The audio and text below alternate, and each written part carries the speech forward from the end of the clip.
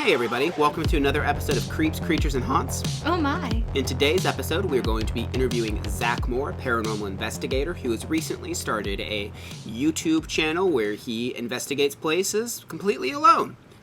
Why you'd want to do that? I don't know. Guess we'll find out in the interview. But go ahead and grab your snacks and everything because we're just going to go ahead and get right into it. If you want to introduce yourself, Zach. My name is Zach Moore. I work on my own YouTube channel called Z's Paranormal Expeditions, ZPX for short.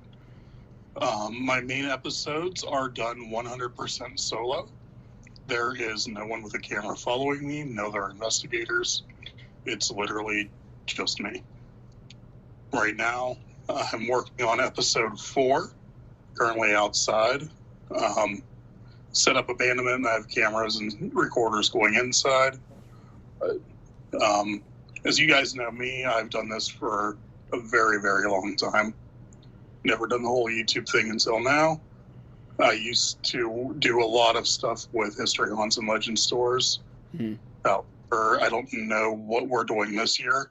The plan is to continue tours again, but I know COVID really put us on the back burner for last season. Right. So. And for those that don't know, that's in the area of Hanoverton, Ohio, right? That you do those tours? Yep. Okay. So I know you, because you live in Hanoverton, right? I used to. I live in Lisbon. Oh, you live in Lisbon now, so Lisbon's still really close. I mean, since you already brought it up, I guess I will ask, why is it that you are doing, like, the investigations solo? It seems like it's something that has been tried, but not for like full-blown investigations for like productions and whatnot. I wanted to get rid of the other human element, being other people. That way I can control the investigation, I can control what I do when I do it. Basically everything is just me. It's not like a selfish thing or anything, it's just something. You know, it's trying to take control of the investigation on your own and seeing how spirits interact with just one person. So, what has been, like, I guess this is a two-part kind of question, is what's the strangest thing that you've ever had happen to you? And then what's the scariest thing you've ever had happen to you? Strangest thing, I've been getting my name through the Phasma box quite a bit in Hanoverton at the cemetery. Very often. I haven't got a chance to play with one of those yet. Yeah, I'd like to. And then the scariest was losing 12 minutes of time at Madison Seminary. Oh, yeah, I remember, I think, because, you know, obviously, we're friends on Facebook, so, yeah, go more in detail about that. The 12 minutes, I started to watch the footage and I couldn't finish it. It was just too much to watch and handle. But essentially, we all know the spirit Sarah, as you guys know who she is, up there at Madison.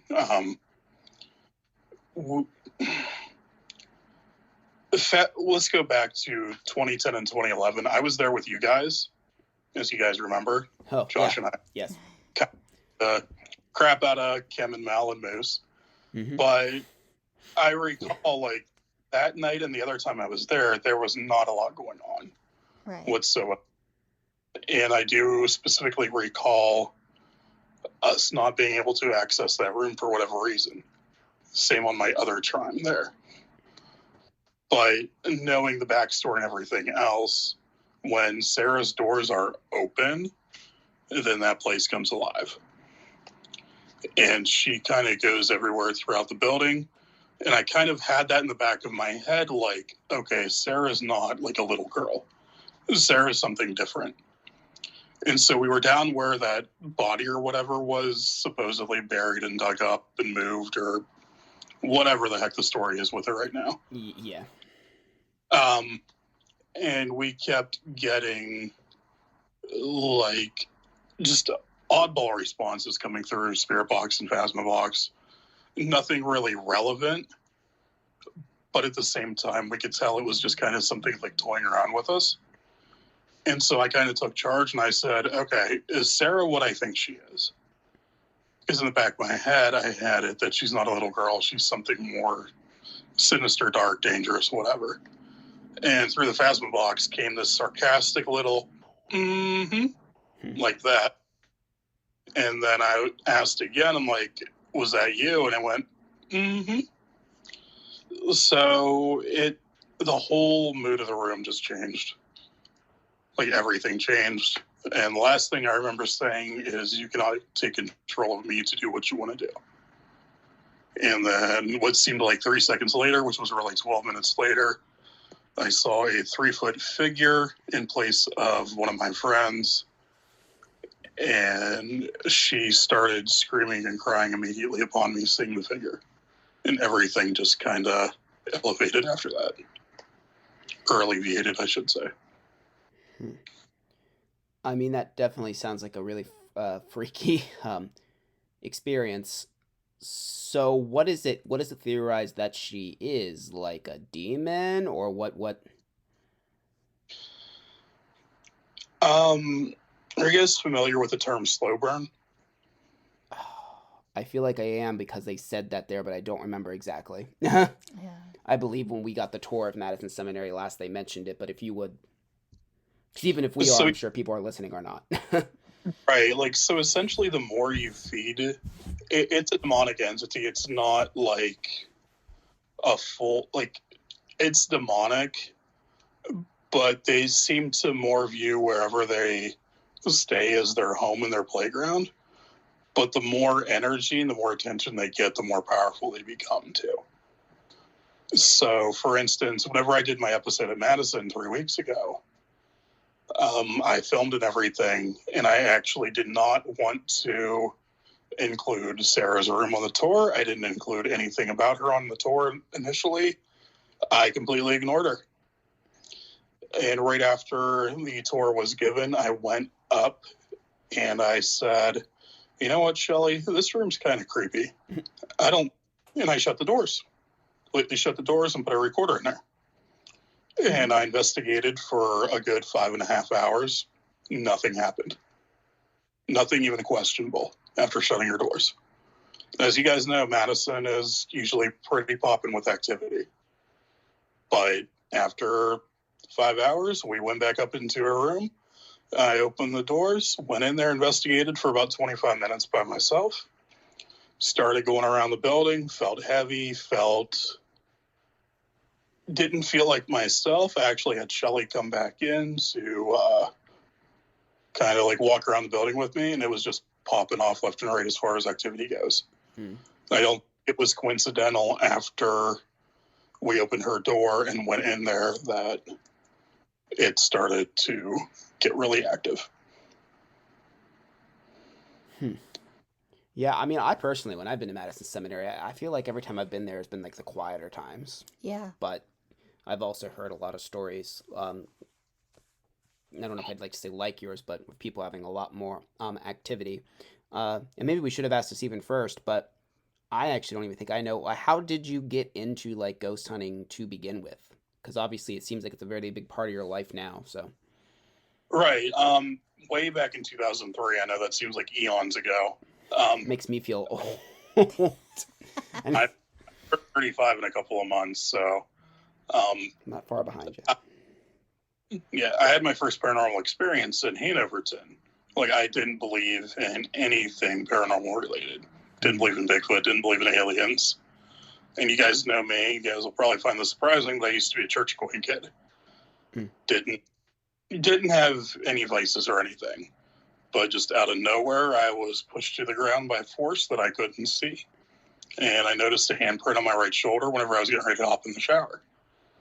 And ever since then, it's just been, okay, what's going on? Like, what's this world that we can't see, but they can see us? And they can interact with us. So. When you got pushed down, were you by yourself then? And this was it the cemetery? Was that where it was? Yep, Crowville Cemetery. Okay, that's what I thought. Because you the first episode you did was there, correct? That was the first one I think you did for the new YouTube channel. And I mean, I definitely like the idea of what you're doing with the YouTube channel, because like you said, I don't really know of any other people that have really done something that's like completely by themselves. And I feel like it definitely takes a good amount of desensitization to be able to do that. Do you ever, like, I mean, when you are doing the things by yourself, like, I'm trying to think of the right way to ask it, but I mean, do you ever like start to panic because you don't have someone else to like share in that experience with? Does it ever make you like question yourself? Like, because obviously if like, I mean, it's one thing to get a recording or something, but if you hear a voice with your own ears, you could verify it with the other person that's with you. But if it's just you, then you kind of have to like, I feel like it might make you kind of really think more about your own state of mind, you know? Right, and that's actually why in the last episode for Madison, which hasn't released yet, it releases April 10th, I actually have Shelly walk through the building with me as kind of that extra set of eyes and ears to verify, because I'd already gone through and picked up all my equipment and everything. Mm-hmm. But there to kind of like verify, like, look, this is what's going on now. To kind of like confirm like all of the activity that was going on and whatnot. And we were just hearing it left and right after that. But as far as other places like Hanoverton, there was a couple of moments by the Sloan section where I started to get that kind of feeling like, okay, this is not going well. And then especially at Fairfield up in the attic, when I was kind of badgering Hummel, the former superintendent. You'll actually see me whenever I release it. You see me start to like really pace back and forth. Like I start pacing, I start walking heavy, I start breathing funny. Like I was starting to really get in that sense of, okay, this is starting to be a little bit too much. Right. Yeah, definitely. I don't know. Like, I like doing some solo stuff, but I don't think I'd like to go to, personally, I wouldn't like to go to a place by myself and do it. I think that I'm a very light believer in the kind of stuff anyways. I've seen some stuff that I can't explain, but I wouldn't say that I'm as much believing as some. I definitely question things more, I guess, than others, which I know you're a little bit more that way too. But we've had... we've ghost hunted before and had some weird things, even when we were at Mansfield. And when we were at Madison, we got that weird light, which is towards, I don't know if you've watched that, but you should. It's really strange. I have no idea what it was because there's no windows, but nothing happened to us there. But we were going back through the footage, and I can't believe I haven't caught it. There's what looks like someone shined a flashlight across the floor, but we know that wasn't the case because we were standing in complete darkness. And it was up in the attic and like the mental, like it was type up in the area. Attic, yeah, is where that was. But yeah, this is a creepy place. As far as so you've talked about your experience, like what's the best piece of quote unquote evidence that you've got? I don't want to give too much away, but this Fairfield episode was actually supposed to release a half hour ago. But I keep just coming across more and more and more that I need to spend an extra almost week and really condense everything down. But there's definitely some stuff for the Fairfield episode and the Madison episode that really is going to... Yeah. I don't know how else to put it. So interesting. So you're saying that some of the best evidence you've got actually is recently when you were doing these two episodes. Yep. Huh. Mm-hmm. Okay. Well, let's not talk about that then, but maybe put that aside, what's some of the best stuff like that you've got outside of those two things? I mean, I basically just gave away my whole Madison episode that hasn't released, but that's all right. I know people will still want to tune into it. But as far as stuff in the past, definitely the shadow figure from Hanoverton, which I know you guys have seen that, as the figure kind of off to the right of the screen, kind of split in half. I don't know if I have seen that. I'm not sure. You'll have to send me, if you have the file, you have to send it so I can also put it for people that are watching video forms so they can see that. There's that. There was a mist that we captured that night as well. A long time ago, this would probably be 2009, I think, at Mansfield. I actually had the hood of my hoodie pulled so hard that I almost fell backwards to the ground. You guys know me, I'm a pretty hefty person, and it would take a lot of force to pull someone my size down like that. I mean, just thinking, I mean, honestly, anyone, I mean, if something had enough force to pull someone, that's something I luckily have not had happen to me yet. I have not been physically touched by anything myself.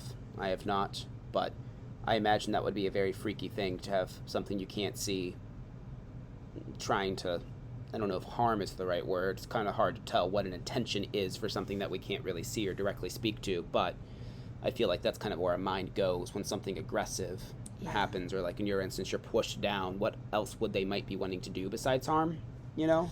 Right. There's like a certain point where, like a little touch is something to get your attention, but shoving or pulling somebody is...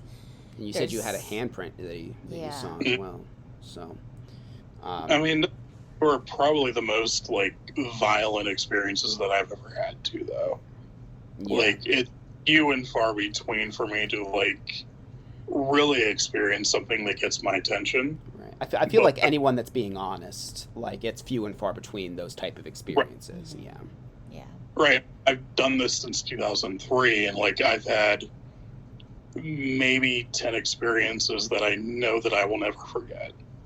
And, like, out of all the investigations and all the locations and all the time spent, money spent, to have 10 experiences that you'll never forget really shows how little paranormal activity actually does occur. Like, true, full-blown paranormal activity. And I'm not talking, like, pictures with, like, a random orb that we all know is dust or bug. Right. For sure. Or someone's stomach grumbling during the EVP session and them calling it a demonic growl. Or just all sorts of things. Yes. Like the SB7, like when people run it as slow as they can on FM with the antenna all the way up in a giant city with 1 million plus people in it, or even a smaller city like Mansfield. Right. And you get the mute tones that are going as slow as can be. Like, I have a fun nickname for that device, don't I, Kim? He calls it the fake box. Yes. Now, hey, it might be able to provide results sometimes, but unless it is a real clear thing, and and I feel like with our show that we're doing, Haunted Adventures, and what you're doing with yours, I think that's both of our goals. We're just going about it different ways, is to kind of like show something that's not as dramatic, as dramatized, or however you say it, like as your ghost adventures and that of the world, because I think people get a false sense when they watch that kind of stuff. They think that paranormal is going to be like demons grabbing them and stuff, and it's like, no, it's really sitting in a room for like 8 hours, and you might hear a hey, and be like, ha ha ha, contact, and like you get so excited because you heard a hey. Like, only ghost hunters know that pain. Right, and that's like the Beaver Creek episode that I did. It was 36 minutes, and the only real clear-cut piece of evidence that I got was right at the end of the episode, and I filmed down there for like 5 or 6 hours. Right, it was split up over 2 days, but still to get one thing at 5 or 6 hours is honestly how it usually goes, and I know you guys can attest to that too. Oh, for sure. 100%. Especially the outside locations suck even more because, like, it's harder to make sure you're not getting, which you're doing it more recently, so, but, like, if you're doing it, like, in the summer and stuff, like, all of the outside noise is so hard to, like, get through. Oh, yeah. Yeah, because we went there as well. Bowman was a really strange, like, I've been to Bowman a lot of times, but this time we were there was really strange. We had some really odd things happening with the dowsing rods. Do you go to Bowman Cemetery much at all? Yeah, I'm 3 miles away from there, basically. Oh, yeah, Lisbon, I guess, is super close, yeah. Yeah. Last time I was there, I had my son with me, and he didn't even want to get out of the car. And you guys don't know my son. He's just kind of like, okay, whatever, go with the flow. Mm-hmm. Like, all right, we're going to woods. He's like, no, I don't want to. I'm not going. Yeah, there's something about that place sometime. I don't feel as much as I used to when I was there, when people were really doing a lot of harm to that place, because I think it's unfortunately just fell so far into disrepair now where no one really tries to keep up with it as much anymore. Because before they would go in and put new crosses, but I mean, people just destroyed it. But I mean, we had been there right after a ritual the one time where someone had like had all these like seashells with candles burning in them, and there was burnt pages of some kind of book all over the place, just all kinds of symbols drawn. And that's when we heard things literally chasing us through the cemetery. And this is before I think we even knew you. Yeah, this is before we knew Kim. But that was probably one of the freakiest things I had happen. Yeah, that place is interesting. Anyways, what's another good old question we have on the list for Zach here? Well, okay. What's your favorite piece of equipment to use? Myself. Okay. Yourself. Yeah.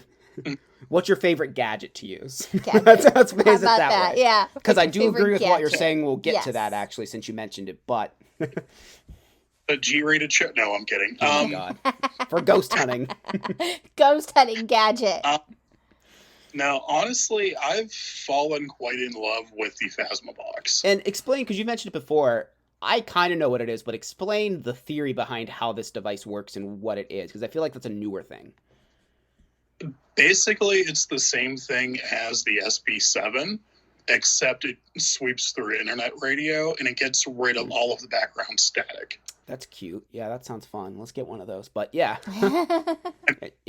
And you've got good results? It's a $20 computer app. What was that? Say that again. You cut out there. Sorry. $20 computer app. Oh, it's a computer app. Oh, well, on the ghost shows, it's been like a big box. So, okay, it's a computer app that browses. Oh.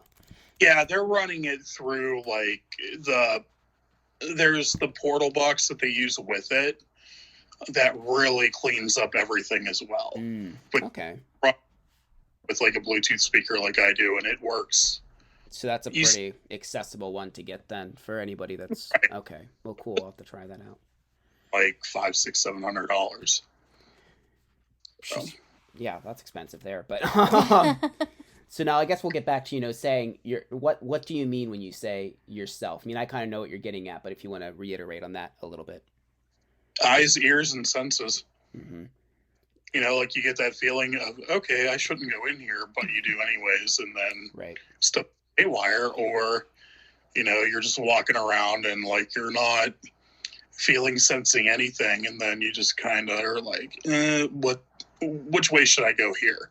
So yeah, absolutely. And I mean, you definitely should have equipment running, but yeah, just sitting in a dark room and just really just listening, just not making any noise, just listening. And I guess it helps if you're doing what you're doing by yourself, because you're not going to hear another person. Like maybe like a lot of times people's bodily noises sound like scary things, especially on EVP. You might not have known that freaking John right over there farted and vibrated the floor, but you hear it on the EVP recording and no one tagged it because he's embarrassed, That's happened a few times, and I'm John. But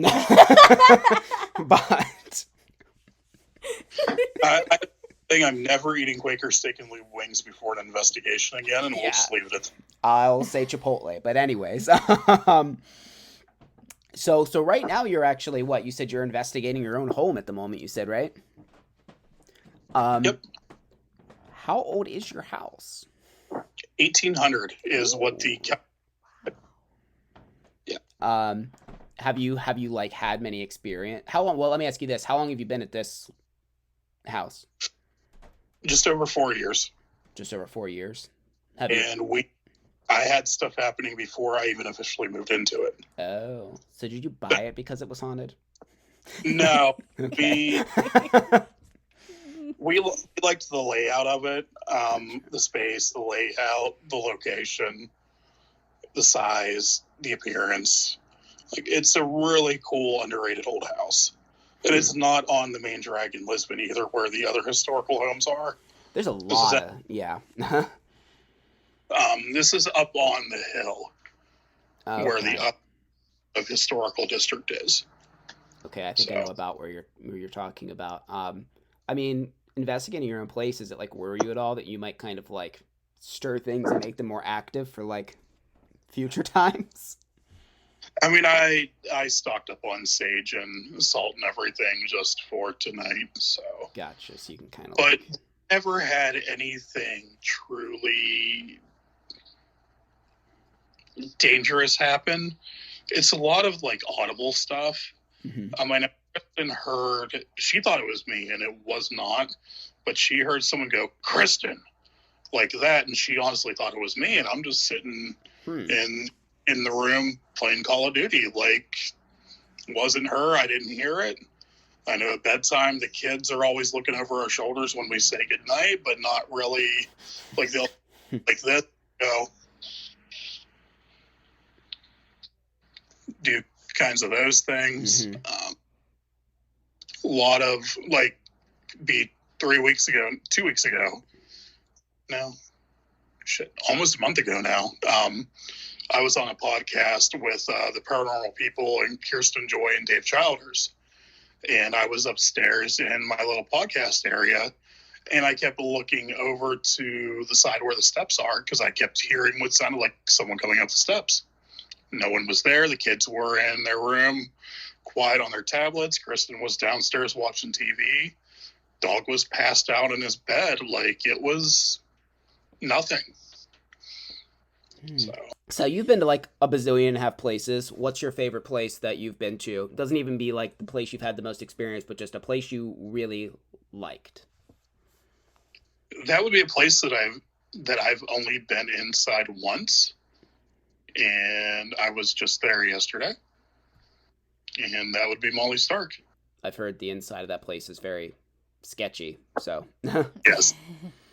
Even yesterday, like just looking up like in the second and third floors, like you can see where ceiling tiles are falling in.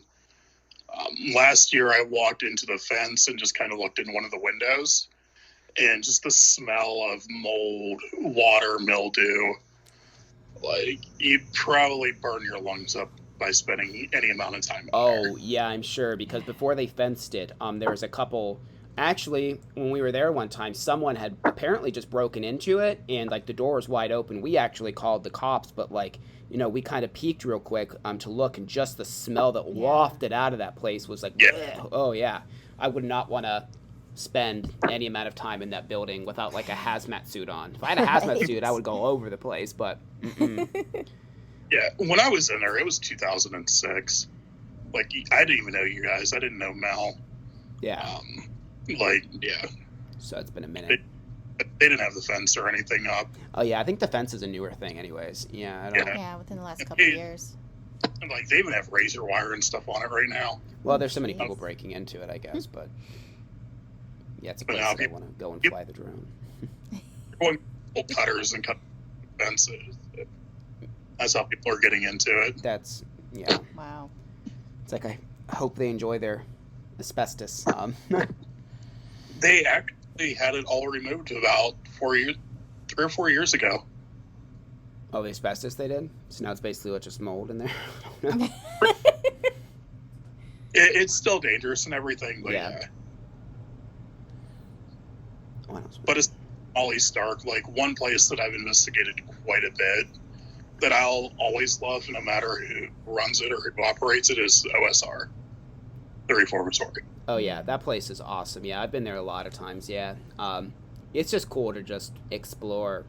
So we're going to Randolph County Infirmary here coming up soon. Yeah, that'll be fun. Haven't been there yet. It looks pretty creepy inside as well from what I've seen. Have you ever been there? No, but it's on my list for season 2. Okay, all right. How many episodes do you plan on doing for this season you're in now? Well, season 1 is just 6 episodes. Okay. And all I've done for it so far are Hanoverton and Beaver Creek, which have already been released. Mm-hmm. Airfield gets released on Thursday. But what I'm doing tonight will be released in 2 weeks. Sorry, episode 5 I'm undecided on. Uh-huh. And then episode 6 is going to be Madison, and that's going to be the season finale. So you're saving that one, so that one must be the real good one to look forward to then. Right. Just like with how I experiment and everything, like it shows my true, how do I put it, brainstorming of how to approach the paranormal and locations and stuff like that. Gotcha. Is like with Hanoverton, it was pretty cut and dry. Like I've been there millions upon millions of times, so I knew where to go. Beaver Creek, I just did 3 spots. Fairfield, I kind of had an idea of going into it what I wanted to do and accomplish, and it worked. And with the house here, I'm just kind of going in and more so investigating for answers as opposed to trying to actually just capture evidence for TV or YouTube. Like, this one is like a true investigation, like the old school ghost hunters type, like whenever they first started and were doing residentials. Yeah. Like they would, I missed the, like yeah. the true old school investigating. A lot of the TV shows, it ends up not even being the people; it's more of the editing team, because their job is to make entertainment, not to really show real evidence. It's to make entertainment, and that's something for anyone watching this that isn't a ghost hunter or anything like that, and they just watch the videos. Just keep that in mind, that things are edited in a way to make entertaining. So I'm more into the ones where they're a little more realistic, like how ghost hunters used to be. Or how me and Kim are talking, the little bit I watched a Paranormal Lockdown, I kind of like that style where they're not just screaming. They're just like actually looking for evidence. I feel like that's one of the more realistic ones I've seen in a while, which I appreciated. But right. Yeah. And that's what I'm trying to do too. Like with mine, like, like the Beaver Creek episode, I could have let that episode run for an hour or so with all the history and stuff. But I cut it down to roughly 36 minutes, because you want people to actually watch it too, so it's like it's a delicate balance. You don't want to cut out stuff you feel is important, but you also don't want to leave it so long to the point where no one is ever going to see it either. So it's kind of like, right, yeah, but that's the thing too, like say tonight, like with my house, say I get absolutely no evidence, I'm still going to put it into an episode, right, but it's going to be maybe a half hour or so to like kind of give like that idea of, okay, this kid just spent 6 hours investigating and came away with nothing. Is it truly like this all the time? And honestly, yeah, it is. It's like that a lot of the times, yeah.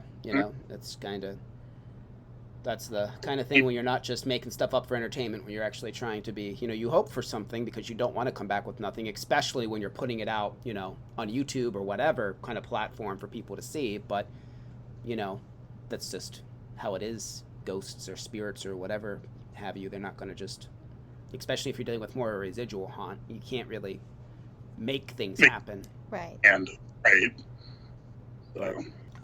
So I mean, besides the YouTube channel, Zach, do you have like any other like platforms or anything that you want people to check out? Because I will put a link to your YouTube channel it'll be in the show notes of the podcast or the description of this YouTube video.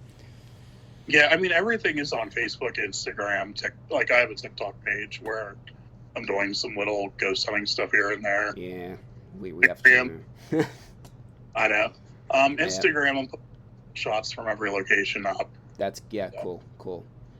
So, well, I'll put a suite of send me the links for like your Instagram and stuff, and I'll put a little suite of links, Zach's links, in the description here. So anyone wanting to check that out, they can. And it sounds like we have some stuff to look forward to in the future episodes to come. Is there anything, you would like to add or, tell anybody that is watching or listening? The best advice I can give anyone who is getting into the paranormal field or who has done this for forever is question everything and accept it. Yep, absolutely, yeah, because the first time you start just, not questioning things and just assuming things is when, I think you kind of start to lose it a little bit there. And be respectful. Don't be an asshole, because no one likes it whenever people are assholes. Yeah, this was... Like, if you truly disagree with something, be respectful about it. Don't put it delicately like a kid would, but professionally too. Like, I know there's stuff that people have disagreed with me on, and that's fine. We all have opinions. But at the same time, too, whenever people come at other people, guns blazing, gung-ho, everything else, right. It's kind of, like we should all be doing this for one goal, and that's to finally figure out what the hell paranormal is. Right. As opposed to a popularity contest, which unfortunately is what it seems to be. Yeah, I noticed that too when we were we still do the ghost hunting and that, but there for a while we had our own little team. or paranormal. We don't really go by that anymore. But yeah, there was a lot of drama between a lot of groups, which always kind of baffled me. Why? It's not like it's a competition. It's not like, but they would be like someone would post their evidence and then other groups would be like, that's stupid. That's not evidence. And it's like, why can't we have a healthy discussion as to why or why not it might be a spirit, why it might be matrixing, what have you. There's no reason to go on there and just literally call people names. It is weird.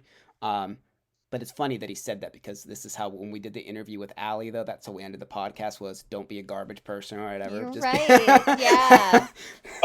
So the video that I was in with a few other paranormal investigators, Grayson Stuber, Matt Warner, a couple of the Gateway boys, and the premise of the video was basically be a good person, don't be mean, stuff like that. And like the term paraunity, I personally will never believe in it because it overlaps the premise of just being a good person. Right, yeah. Like my tagline, honestly, has just pretty much become, don't be an asshole, be a good person. No one likes an asshole. Yeah, exactly. And no one likes it. What's that? No one likes it. I mean, and unfortunately, I have to be sometimes at work as a manager, but that's different. I hate unfortunately. What was that? But sorry, you just cut out there. Yeah, like at work, like I manage in a facility that takes care of other people, like, people's lives and stuff are in balance, and sometimes I have to be an asshole whenever it's warranted, but at the same time, too, that's a whole different facet as opposed to just being a dick to be a dick's sake. Oh, yeah, for sure, for sure. Yeah. Yeah, I mean, and I think it is just because people get so headstrong and they really think that they know, like, they get in their head that they know what, like, a certain thing might be, or what they know what they're believing in, and they think that that's fact. And then when other people have their ideas, they just want to shut it down. And I mean, this is, I guess, in anything that's just part of being a human. But because paranormal is nothing that anyone could really ever definitively prove, I mean, not in any foreseeable future, like definitively prove what it is or what it isn't. That's, I think, why there's so much clashing of heads, is because everyone has their idea and they just think they're right. And instead of thinking we're right, we need to really be able to mold our ideas and try and understand what it is together. But, yeah. Right. There's people who will look at a picture and be like, yeah, I see 7 male spirits and 2 children's spirits, and it's just a picture of a tree or something. Right, yeah. Yeah, I'm a part of a few paranormal groups, and I do see that. And I generally don't even comment on those things, and I kind of look at it and I'm like, is it though? Or were you just shooting out like an iPhone 5? Like, I don't know, but. Right. I mean, there's truly silly stuff out there that it's just not worth the headache of trying to put your opinion on. But right, exactly. Yeah. But all right, well, thank you very much for joining us here, Zach. And like I said, I will make sure to put those links, and make sure anyone listening check out his YouTube page and all of his social media, so you continue following that. Some interesting stuff and just a unique perspective that I think, you said it's unique, so I think it's needed for people to like watch something that's a little bit different and to get a better idea of some of the stuff. So. Well, thanks again, Zach, for talking to us and giving us a little bit more information about ghost hunting, especially doing it by yourself. Yep. I don't know if I could do that. Anyway, if you like this kind of stuff, make sure you hit that bell so you know when we have a new interview or video uploaded. Make sure you tell your friends, neighbors, family. Yep. If you want. Share it on social media. It helps out a lot. Yeah. Like the video. Subscribe. We also have a Patreon. Right. Check that out. Do all the stuff. All the things, Comment what you'd like to see us cover, or if you're watching this and you're in the paranormal field, have a haunted house, and you'd like to be a part of the show, let us know. We'll schedule a time to talk to you. Yeah, there's a new episode every Friday night, so, make sure you are subscribed for that. And there's also podcast forums, so if you, instead of wanting to see us, would rather just listen to us on your morning commute, you can just subscribe to us. We're on basically all major podcasts, and there's links to all that in the description of this. If you want to watch video form and you are listening to the podcast, link for the video is in the podcast. But that being said, thank you guys very much for watching. Bye.